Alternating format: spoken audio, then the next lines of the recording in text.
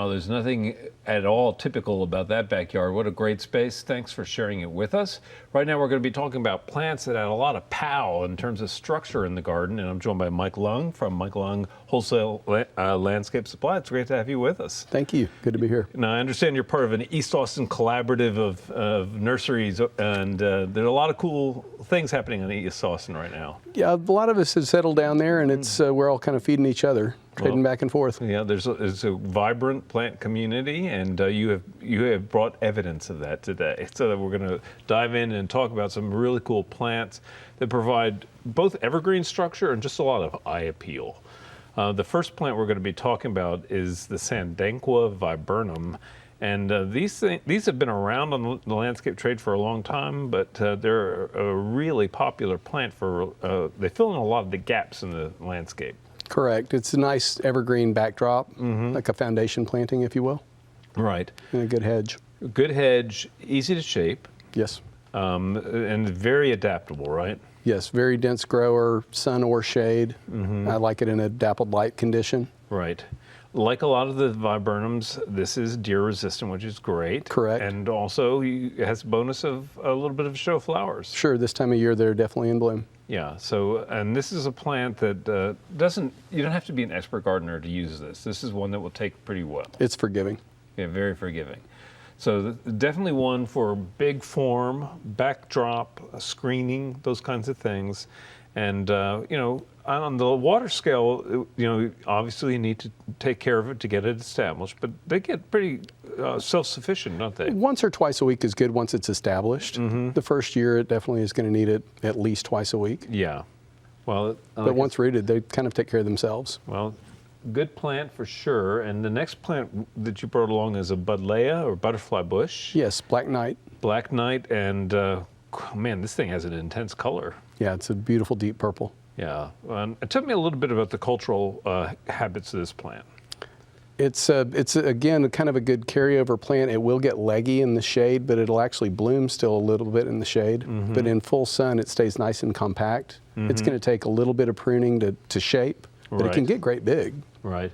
Has a nice silvery sheen to the foliage as well. That's something that I've always liked about these. A lot of, not a lot, but several of the plants that I brought have got that silver foliage, and that's a way to deal with the heat. They're really good drought-tolerant plants. Yeah. And great for the butterflies as well. Absolutely. Will certainly attract them. Sure. All right. Right next to that, we have a pittosporum. This is the old dwarf pittosporum, which I understand is making a comeback in the trade. Yeah, Wheeler's Pit is just a nice, not necessarily a foundation plant, but like a low hedge or in the foreground of a garden. It's pretty glossy green. And if it's not been stepped on, which can ruin their form permanently. Very brittle. Very brittle plant, but it has this beautiful little mounding structure, which looks great in like a Japanese garden setting. Sure, almost a mushroom shape. Yeah. Naturally. Right. A great plant, and pretty cold hardy too. Definitely, down to 20, 22. Below that, you may get some tip burn, but they typically come out of it. Right, but just be aware, it's a dwarf plant, and so if you have rambunctious kids or maybe a keep them big away dog, from the pits. Certainly. This is not the plant for you, but it's certainly a great little survivor. Now, you brought a rose with you, and that's crepuscule. It sounds like an old-fashioned form. It is an antique rose. I just like the apricot color of it. Yeah. I kind of stumbled into that one. I was looking for one called Rev D'Or, and the color is almost a dead ringer. That's available, and it's become a big hit. Well, I love that peachy color. It's a beautiful plant. And the antiques are known for being real tough. Very tough. Again, once established, very drought tolerant. They may get ratty looking in the summer, but whack them back, and they continue to sprout. Now, how big does this plant get? Probably 3 to 4 feet. It's perfect. Mounding. Yeah. Mounding 3-4 foot plant is a lot of use for that in the landscape. And, you know, like the other antiques, I'm assuming it is disease resistant. Very much and so. Tough. Yes. So that's great. That's great. Doesn't need a lot of care. Yeah. Well, and certainly will provide some pop in the landscape.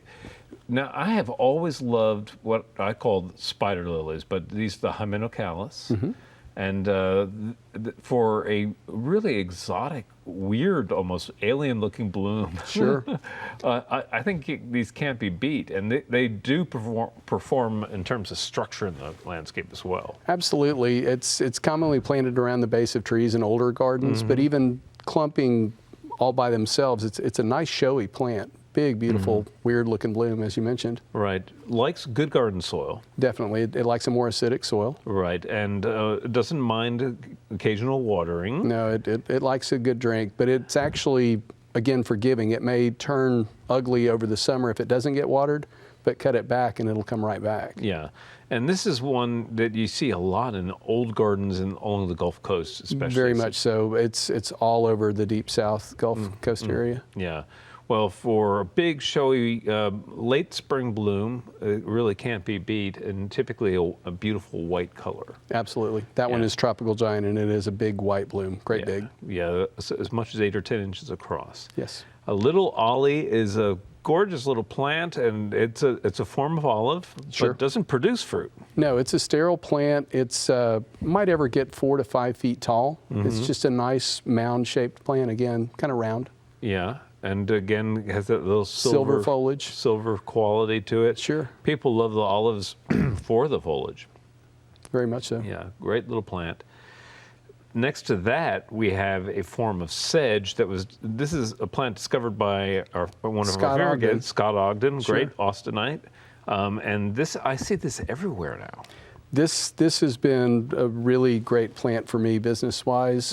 It is phenomenal, actually, as a turf grass. I mean, it's never going to be a manicured lawn, Right. but it's you can mow it once a year, twice a year. Now that's appealing. It's very drought tolerant. It's shade and sun. It needs a little more water in the sun, but it'll do great. Right. What's the soil prep for this plant? Just scarify the soil, add a little bit of good soil or top dressing to it, and stick them in. Wow. Yeah. Okay, gotta love that. It's a native. Next to that, we have the Diades, or the butterfly iris. Correct. And I love these plants for the structure. And you forget about the bloom, which are beautiful, but the structure of these plants is awesome. It's just a nice backdrop, kind of spiky. Yeah, yeah. It works well with agaves and yuccas and those Certainly. kinds of things, but it provides a little Softer. bit more soft look, right? Certainly. And this is the form with the white and the orange flower, correct? Correct. It's white with a purple and yellow throat. Yellow throat, okay. But great plant and very dependable, very tough. Yes. Yeah. Doesn't like hard freezes, but typically you can cut it back and it'll come out of it. Yeah, right. Now, in front of that, we have this is a Walters viburnum, which has been on the market for a while here in Central Texas. Correct, but this is a dwarf form. dwarf form. So when we're talking about a dwarf viburnum, how tall are we talking about? 3-4 feet. Okay, perfect. Yeah, again, and look at the show this thing is making.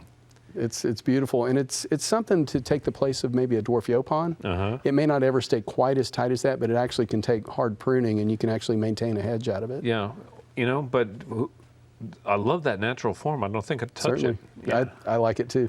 Yeah, and this is one that comes from the southeast originally, but from limestone soils, I understand. Yes, and it does like a little more acidic soil than we have here normally, but it's very forgiving.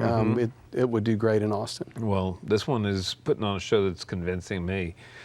And next to that, we have a germander that is eye-popping in terms of silver. Silver bush germander gets a beautiful, like royal blue, almost purple flower. Well, great flower color, amazing foliage, full sun, well-drained soils, right? Correct. Yeah. It will live okay in dappled light, but it'll go greener and Kinda not bloom spoils much. the effect. Exactly. Right. It likes the sun. You also brought a form of bamboo, and I'm going to hold up one of the canes from this plant. Tell me about this particular bamboo. I'm not familiar with it. That's a multiplex bamboo called Alphonse Carr. It's very cold hardy. It's a great screening plant. You can see through the canes below, and as you're looking at the variegation, Yeah, that's right. kind It's of great. a selling point to it, but it has a very dense canopy up top. Right, and it's more pronounced down here on the lower section. Sure. But great variegation on the cane. On the cane itself. Yeah, which is really cool. So quite often what people do is they'll actually trim the foliage on the lower nodes of the canes so that you can see the canes, but then they have the canopy above. All right. Well, Mike, we've run out of time, but thanks so much for sharing all this great plant material Thanks for with having us. me. Yeah, no, it's been a pleasure. Mike Long from Mike Long Landscape Supply. Great to have you on the program. Thank you. All right. And coming up next is our friend Daphne.